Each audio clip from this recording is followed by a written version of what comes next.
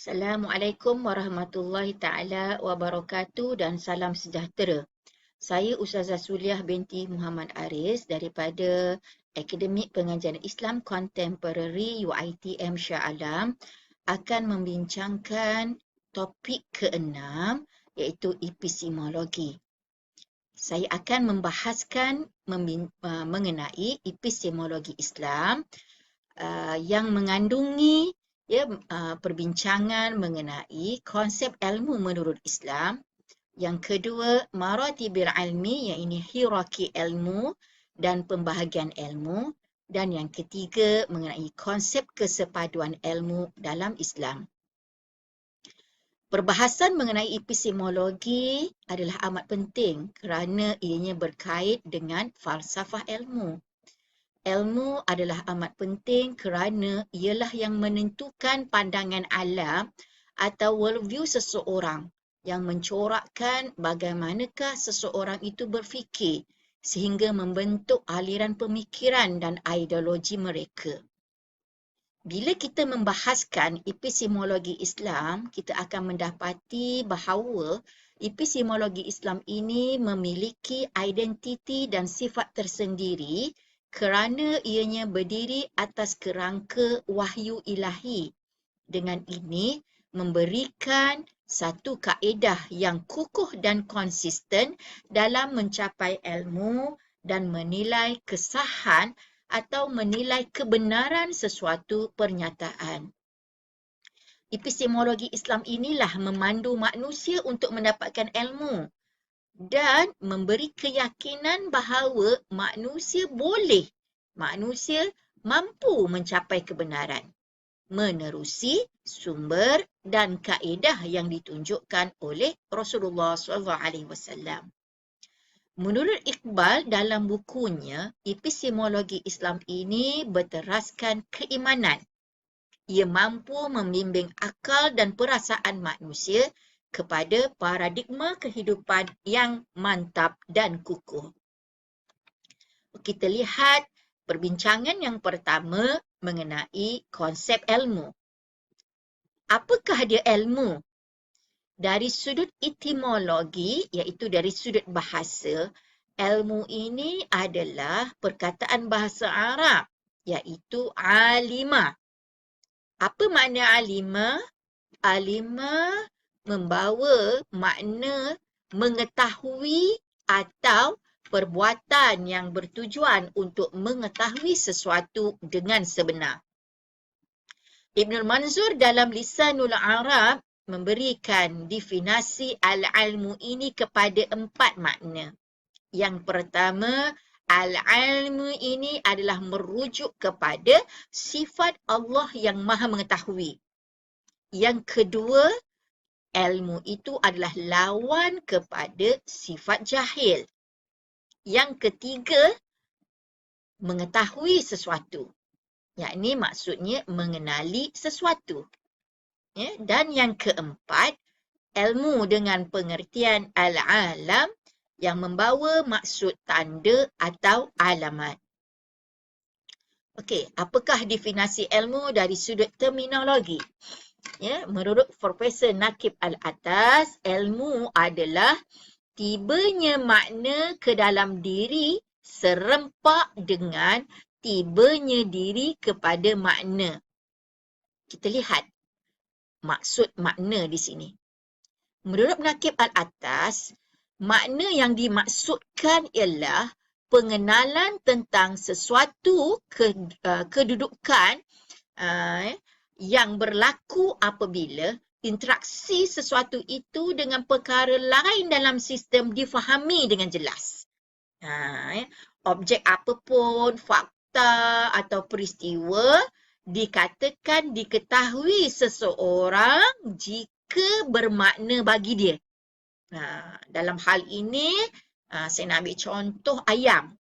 Tentunya tidak akan tertarik kepada emas kerana ia tak tahu makna emas.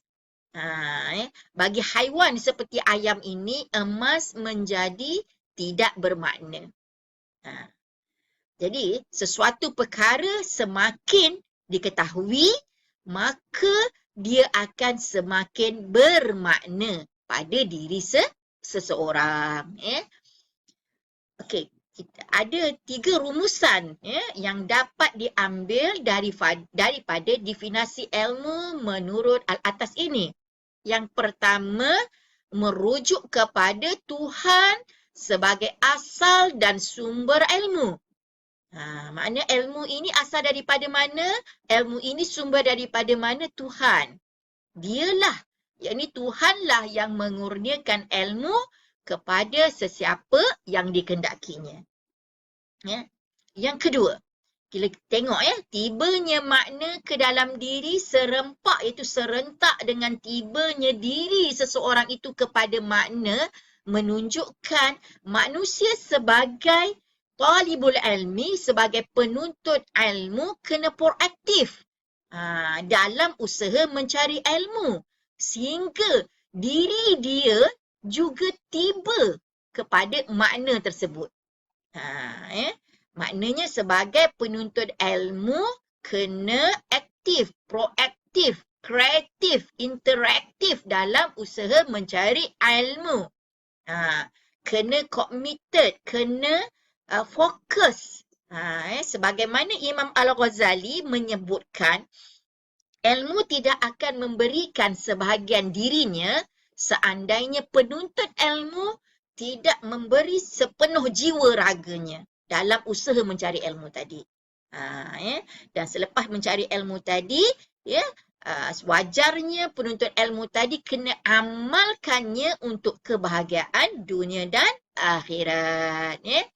Okey, dan rumusan yang ketiga yang dapat diambil ialah wujudnya hubungan ilmu dan hakikat kejadian manusia. Sebagaimana yang telah kita pelajari dalam bab keempat, manusia mengandungi unsur rohani dan jasmani. Jadi, apakah ilmu untuk pengisian rohani adalah medium dia bersumberkan kepada ilmu naqli, ilmu wahyu. Manakala ilmu santapan jasmani adalah medium yang melalui ilmu akli, iaitu melalui pengalaman, pengamatan dan penelitian. Kita beralih pula kepada sumber ilmu dalam epistemologi Islam. Okey, sumber yang pertama kedudukannya ialah kedudukan hierarki yang paling tinggi, iaitu sumber wahyu. Yang kedua ialah intuisi atau ilham, yang ketiga akal dan yang keempat panca indera. Kita lihat kepada sumber yang pertama iaitu wahyu. Wahyu iaitu naqli adalah merupakan sumber utama. Sebelum tu kita kena faham apa dia naqli. Naqli ialah yang diturunkan, daripada perkataan naqala, yang diturunkan. Maknanya dari mana? Daripada atas ke bawah, maknanya daripada Tuhan, daripada Allah kepada manusia. Justru itu kedudukannya adalah sumber utama. Jadi kita lihat sumber naqli yang pertama ialah Al-Quran. Al-Quran adalah wahyu daripada Allah. Ia merupakan kalamullah, kata-kata Allah. Bukan dicipta oleh Nabi Muhammad. Justru itu, ia merupakan sumber ilmu yang utama. Petunjuk dan pembeza antara hak dan batil kerana apa? Kerana Allah sebagai Tuhan merupakan sumber kebenaran yang hakiki. Firman Allah Subhanahu Wa Taala dalam surah Al-Baqarah ayat 185 yang bermaksud, bulan Ramadan adalah bulan yang di dalamnya diturunkan Al-Quran sebagai petunjuk bagi manusia dan penjelasan mengenai petunjuk dan pembeza antara hak dan batil. Di dalam memahami maksud Al-Quran ini, Allah Subhanahu Wa Taala telah mengutuskan Nabi Muhammad SAW untuk menjelaskan kandungan Al-Quran. Justru itu hadis, iaitu segala yang disandarkan kepada Nabi Muhammad dari sudut pengakuan baginda Nabi Muhammad, percakapan maupun perbuatan Nabi Muhammad ini merupakan sumber kedua kepada Al-Quran yang berperanan menjelaskan maksud ayat Al-Quran yang umum. Ya. Firman Allah Subhanahu Wa Taala dalam surah An-Najm menyebutkan dia iaitu Nabi Muhammad sallallahu alaihi wasallam tidak memperkatakan sesuatu yang berhubung tentang agama Islam ini menurut kemahuan dan pendapatnya sendiri. Segala yang diperkatakannya itu sama ada Al-Quran atau hadis itu tidak lain hanyalah wahyu yang diwahyukan kepadanya. Ya. Justru itu, ya, sumber wahyu ini adalah sumber yang tepat. Dan bagi orang Islam, wajib meyakininya. Kerana apa? Kerana ianya bersumberkan daripada Allah, daripada Tuhan yang mengetahui segala-gala ciptaannya. Ya, justru itu wahyu adalah merupakan sumber dalam segala ilmu, sama ada yang berkaitan tentang ilmu fizik maupun ilmu metafizik seperti syurga, neraka, malaikat, alam kubur dan sebagainya. Ya. Namun demikian, ya, dalam Islam, ya, menerima, ya, sumber selain daripada wahyu, iaitu akal dan panca indera di dalam proses untuk mendapatkan ilmu. Ya. Tetapi ya, tidak boleh menandingi kedudukan Al-Quran sebagai sumber kebenaran. Ya. Okey, yang kedua, ilham atau intuisi. Apa dia intuisi ini? Ya, intuisi ini adalah pengetahuan yang diperolehi tanpa melalui proses pemikiran. Ia boleh berlaku dalam keadaan tidak sepenuhnya sedar, iaitu datang ketika tidak difikirkan atau dikendaki. Dia adalah anugerah daripada Allah secara langsung menerusi mata hati dan gerak hati, di mana ya hati yang sihat dan bersih dan ikhlas akan menggerakkannya kepada pemahaman yang murni tentang fenomena alam yang tidak mungkin tercapai kebenarannya dengan penggunaan akal semata-mata. Perkara ini disebutkan oleh Imam Al-Ghazali bahawa ilham berupa cahaya yang datang kepada hati nurani, bersih dan lembut. Ya. Ia tidak diperolehi melalui jalan mengkaji dan mencari dalil. Ya. Dia bersifat personal, datang secara tiba-tiba dan tidak boleh diramalkan. Terdapat pelbagai nama atau istilah selain daripada intuisi ini adalah seperti basirah, kasyaf, wujdan, ilmu laduni, ilmu huduri. Ya. Okey, contohnya lah, ya, sebagaimana yang dijelaskan dalam surah Al-Kahfi tentang kekuatan mata hati Nabi Allah Khidir yang mampu menanggapi realiti sosial melalui ilmu laduni. Dia dapat mengetahui sebelum peristiwa itu terjadi. Ya. Dan yang kedua, kita boleh dapat lihat bagaimana ya, ibu Nabi Musa telah diilhamkan oleh Allah untuk menghanyutkannya ke dalam sungai Nil. Ya. Okey, yang ketiga ialah akal.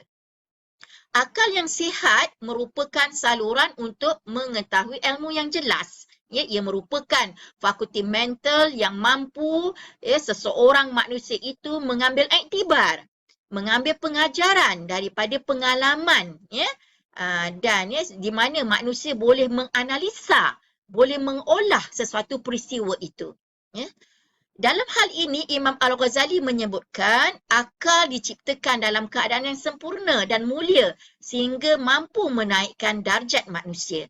Dengan akal, semua makhluk akan tunduk kepada manusia. Kedudukannya adalah seperti raja yang memiliki banyak pasukan. Ia mempunyai kemampuan membezakan antara hak dan batil serta memahami sesuatu perkara. Kebahagiaan spiritual adalah akal kerana ialah yang menyebabkan fizikal seseorang itu memperolehi kekuatan. Jiwa yakni roh bagaikan lampu, sedangkan sinarnya adalah akal yang menyinari seluruh tubuh. Dalam mendapatkan ilmu, akal dan indera tidak dapat dipisahkan kerana keduanya saling berhubungan. Justru itu dapat dilihat dalam Al-Quran menganjurkan kepada manusia untuk melihat fenomena alam bertujuan supaya manusia berfikir tentang kebesaran pencipta. Ya, sebagaimana dalam surah Al-Ghashiyah disebutkan, ya, afala yanzuruna ilal ibli kaifa khuliqat, tidakkah kamu melihat unta bagaimana Allah ciptakan? Ya, kenapa anjuran untuk melihat unta adalah supaya manusia berfikir tentang kebesaran pencipta kepada unta tersebut. Walau bagaimanapun, akal juga mempunyai kelemahan. Seperti contohnya, ya, akal tidak dapat berfikir tentang perkara-perkara yang ghaib. Sumber yang keempat ialah panca indera. Ya, terdapat 5 panca indera seperti diri rasa, bau, sentuhan, penglihatan dan pendengaran dalam proses mencari ilmu. Ya, menurut Al-Quran, sumber pengetahuan dapat ditemukan melalui 3 jalan, iaitu as-sama', iaitu mendengar, ya, melalui pendengaran, al-bashar melalui penglihatan dan al-qalb melalui hati. Bagaimanapun, kebenaran yang diperolehi oleh panca indera ini tidak semestinya selalunya betul dan tepat.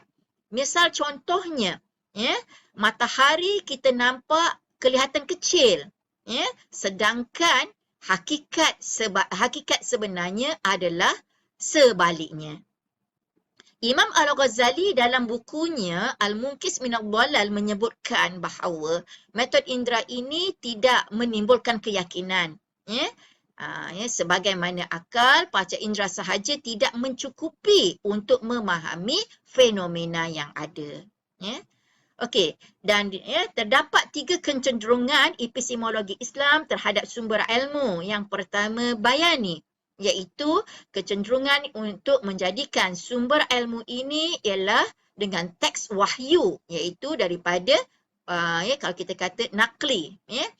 Dan ya, epistemologi irfan pula ialah epistemologi yang menganggap sumber ilmu dan pengetahuan ini adalah ilham atau intuisi melalui metod kasyaf. Manakala yang ketiga ialah epistemologi burhani, iaitu berpandangan bahawa sumber pengetahuan adalah akal. Kita bincangkan yang seterusnya ialah maratibil ilmi, iaitu hierarki ilmu dan pembahagian ilmu. Ya. Islam meletakkan ilmu mempunyai martabat yang tertentu. Tak semua ilmu itu sama kedudukannya. Ya. Menurut Syed Hussein Nas dalam bukunya menyebutkan, ya, klasifikasi yang dilakukan oleh Islam terhadap ilmu berdasarkan prinsip hierarki atau maratib ilmu dan wahyu menjadi teras kepada sistem pendidikan Islam. Ya, dalam Imam Al-Ghazali juga menyebutkan dalam Ihya Ulumuddin, ilmu yang tertinggi dari pelbagai ilmu ini adalah ilmu wahyu. Ya, malah seseorang, ya, akan dapat mencapai kesempurnaan apabila dianugerahkan dengan ilmu ketuhanan. Ya.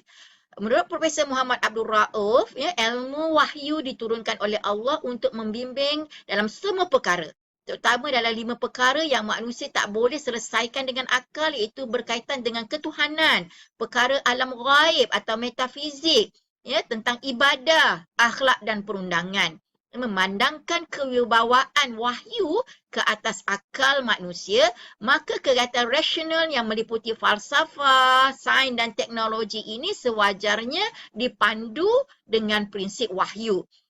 Dari sini timbullah gagasan maratibil ilmi, iaitu hierarki ilmu. Dan menurut Nakib Al-Atas, ya, seorang itu apabila dia iktiraf dan mengakui adanya hierarki ilmu tadi, lahirlah sifat memuliakan, mengasihi, menghormati, rasa rendah diri dan bijaksana.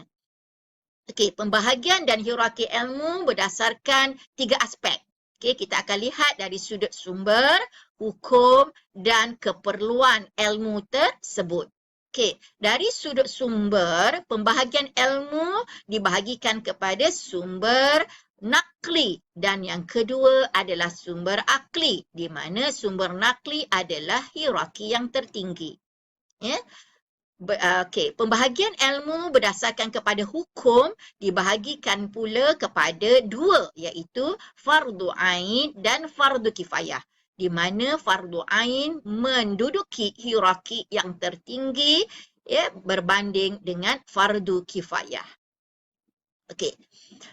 Pembahagian ilmu berdasarkan kepada fungsi ilmu atau kegunaan ilmu. Okey, kita lihat pembahagian yang diberikan oleh Imam Al-Ghazali. So, ilmu itu terbahagi kepada ilmu fardu ain dan fardu kifayah. Dalam ilmu fardu kifayah, ya, beliau membahagikan kepada syariah dan bukan syariah, dan dalam bukan syariah ini terdiri antaranya ilmu terpuji seperti ilmu matematik, ilmu perubatan, ya, dan ilmu yang harus iaitu seperti ilmu falsafah, ilmu sastra, ilmu sejarah, dan yang ketiga ilmu tercela seperti ilmu sihir dan silap mata yang boleh membawa kepada kerosakan dan kemudaratan.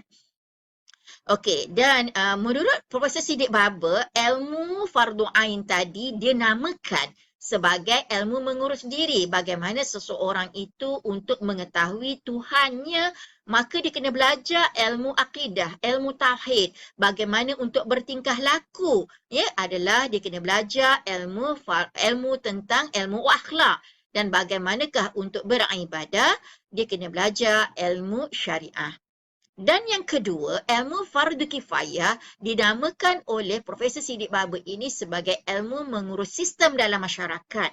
Seperti ilmu sains dan teknologi, ilmu sejarah dan ilmu bahasa yang menguruskan sistem-sistem dalam kehidupan kita seharian.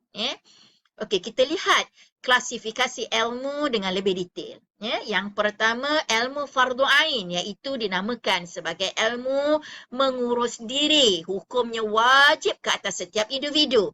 Ya, kerana apa? Mengikut Imam Al-Ghazali, ilmu ini ialah asas tentang agama yang berkait tentang akidah yang benar, tentang segala suruhan dan larangan Allah, bagaimana untuk ilmu mengenal Tuhannya, beribadah dan cara dia nak menghindari larangan Allah ini seperti contohnya ilmu tauhid, ilmu fiqh dan sebagainya. Wajib ke atas setiap individu Muslim belajar ilmu fardu ain ini. Yang kedua ialah ilmu fardu kifayah, iaitu dinamakan juga sebagai ilmu pengurusan sistem. Ya, kewajipannya adalah bersifat kolektif di mana seandainya dalam satu kawasan tadi ada sebahagiannya yang belajar ilmu tersebut, maka yang lain terlepas daripada dosa. Ya, ilmu fardu kifayah ini adalah ilmu untuk menyempurnakan keperluan hidup sama ada berbentuk keagamaan dan keduniaan. Yang berkaitan dengan keagamaan adalah seperti ilmu perkhususan, yang bersumberkan sumber nakliyah seperti fiqh, usul fiqh dan sebagainya, dan ilmu yang bersumberkan kepada akliyah seperti sains, teknologi, pengurusan dan sebagainya. Makna contohnya, kalaulah seandainya seorang itu telah menjadi seorang telah menuntut ataupun mempelajari ilmu perubatan, dalam masa yang sama dia juga kena ada ilmu fardu ain sebagai asas untuk mengurus diri dia. Okey, dan kita sentuh pula kepada konsep kesepaduan ilmu. Apa makna sepadu? Sepadu makna gabung, bersatu, bercantum, sebati, seia, sekata, bermuafakat yang dikonsepkan dan direalisasikan dengan asas kepercayaan kepada Tuhan. Apakah maksud kesepaduan ilmu dalam Islam? Iaitu menyepadukan pelbagai aspek kehidupan manusia yang merangkumi aspek jasmani, rohani, intelek dan emosi. Falsafah kesepaduan ilmu dalam Islam ini bertunjangkan kepada ilmu dan amal. Berintipatikan kepada kesepaduan ilmu fardu ain dan juga fardu kifayah. Selain pada itu, ianya juga berintipatikan kepada kesepaduan ilmu nakliyah dan ilmu akliyah. Kaedahnya bagaimana? Ialah dengan menyadurkan ilmu dari hati dan kemudian hatilah yang mendidik akal. Kesepaduan ilmu menurut Imam Al-Ghazali ialah gabungkan antara ilmu dan amal dan juga akhlak. Maknanya ilmu tadi perlu diamalkan. Beliau juga membincangkan konsep ilmu dengan mengaitkan dengan sumber ilmu yang dianugerahkan oleh Allah dan setiap amalan yang dilakukan mesti dengan ilmu. Ya, matlamat kesepaduan ilmu ini adalah untuk seorang itu mendekatkan diri kepada Allah dalam mendapat kebahagiaan dunia dan akhirat. Apakah aspek kesepaduan ilmu? Ada banyak aspek. Antaranya ialah yang pertama ialah kesepaduan dari sudut pembahagian ilmu, iaitu ilmu fardu ain digabungkan, disepadukan dengan ilmu fardu kifayah. Ilmu fardu ain ini adalah sebagai asas dalam ilmu fardu kifayah. Ya, kedudukan hierarki dia yang tertinggi. Ilmu fardu ain ini ya dia berkait rapat dengan ibadah khusus. Ya, di manakala ilmu fardu kifayah sebahagiannya tergolong dalam ilmu ya ibadah umum untuk kita katakan untuk kepentingan umum, ya. Dari sudut pelaksanaannya, kedua-duanya saling berkait antara satu sama lain. Contohnya, dalam pelaksanaan ilmu fardu ain seperti contohnya untuk mendirikan solat, seorang itu kena menutup aurat. Teknologi membuat pakaian, ya, kain untuk menutup aurat ini adalah ilmu fardu kifayah. Jadi amat berkait, ya. Sebaliknya, ya, juga ilmu fardu kifayah ini tidak akan memberi makna, ya, tanpa pelaksanaan fardu ain. Okey, bentuk kesepaduan yang kedua ialah sepadu dari sudut sumber ilmu.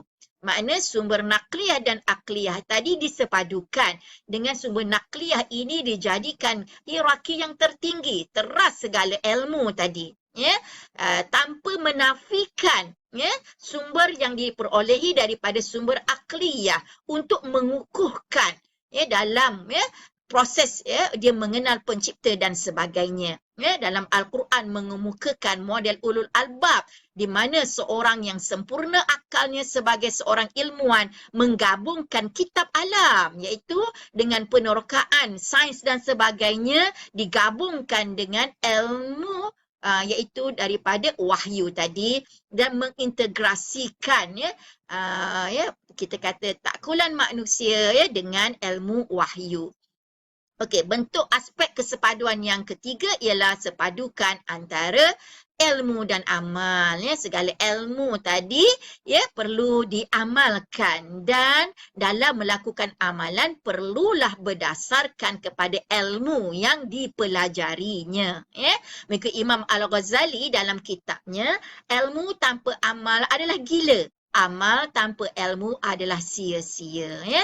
Untuk apa keseimbangan ilmu dan amal tadi atau teori dan praktis ini adalah supaya seorang insan tadi lahirlah insan yang seimbang dan bertanggungjawab dalam melaksanakan peranannya sebagai khalifah Allah demi mendapat keredaan Allah, ya. Dan selain daripada itu juga adalah kesepaduan dari sudut jasmani dan rohani, matlamat dunia dan akhirat, cemerlang dari sudut teknologi dan disepadukan dengan nilai insani. Jika pemisahan berlaku, maka lahirlah manusia yang tak seimbang. Akhirnya manusia yang tidak seimbang ini akan melakukan kerosakan di muka bumi. Terdapat beberapa kepentingan kesepaduan ilmu, iaitu yang pertama adalah untuk melahirkan insan yang tunduk kepada akidah, syariah dan akhlak. Ya, seorang yang, ya, boleh membangunkan diri, masyarakat dan alam. Dan, ya, kesepaduan ilmu ini adalah amat penting kerana merupakan kerangka dan matlamat pendidikan untuk melahirkan insan yang kamil, seorang yang, ya, berkebolehan dalam pelbagai aspek. Dan juga, ya, matlamat, ya, ataupun kepentingan kesepaduan ilmu ini adalah sebagai satu persiapan dia untuk kebahagiaan di dunia dan di akhirat. Gagasan kesepaduan ilmu tadi boleh dicapai melalui pendidikan bersepadu. Okey. Menurut Abdul Halim Muhammad, pendidikan sepadu ini adalah proses pendidikan dan perkembangan ilmu yang tidak terpisah dari tauhid, sama ada rohani, jasmani dan akli. Ya, manakala menurut Muhammad Kamal Hassan, pendidikan bersepadu adalah pendidikan yang berdasarkan falsafah kesepaduan antara iman dan ilmu, jasad dan roh, ilmu dunia dan agama, fikiran dan akal, akal dan fikiran dan hati, akal dan wahyu.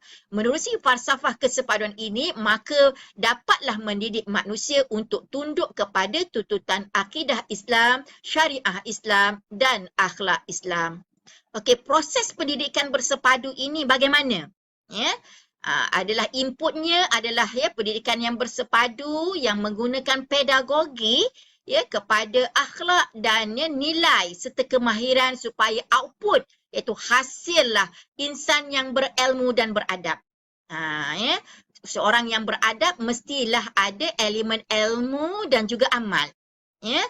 Dan proses takdib ini perlulah dengan penguasaan ilmu dan amalan serta membina keyakinan diri dan pengukuhan iman. Jadi pendidikan yang bersepadu ini adalah amat penting untuk menanam perangai yang baik dalam diri seseorang supaya seorang itu dapat menilai antara yang benar dan yang salah. Perkara ini turut disokong oleh Nakib Al-Atas menegaskan proses takdib iaitu pendidikan ini adalah untuk menerapkan adab ke dalam diri seseorang. Sebagai rumusannya dapat disimpulkan di sini perbandingan epistemologi dengan Islam dari sudut sumber di mana Islam menjadikan sumber wahyu, intuisi selain pada akal dan panca indera berbanding dengan epistemologi barat yang bersumberkan kepada akal dan bukti-bukti yang bersifat empirical. Manakala pendekatan Islam ini adalah bersifat tauhidik, berbeza dengan epistemologi barat, pendekatannya bersifat dualism. Objek yang di dalam perbincangan epistemologi Islam melibatkan fizik dan metafizik, berbeza dengan barat yang menekankan konsep fizik. Di mana ilmu di dalam Islam syarat dengan nilai. Berbeza dengan epistemologi barat yang ilmu bersifat bebas daripada nilai dan kesahan kebenaran dalam epistemologi Islam diselaraskan dengan teks Al-Quran dan hadis itu wahyu, manakala kesahan kebenaran dalam epistemologi barat bertumpu kepada ratio dan empirical. Dan kalau kita lihat perbezaan yang seterusnya di mana epistemologi Islam berorientasikan dunia dan akhirat manakala barat berorientasikan kepada dunia semata-mata. Wallahu a'lam bissawab.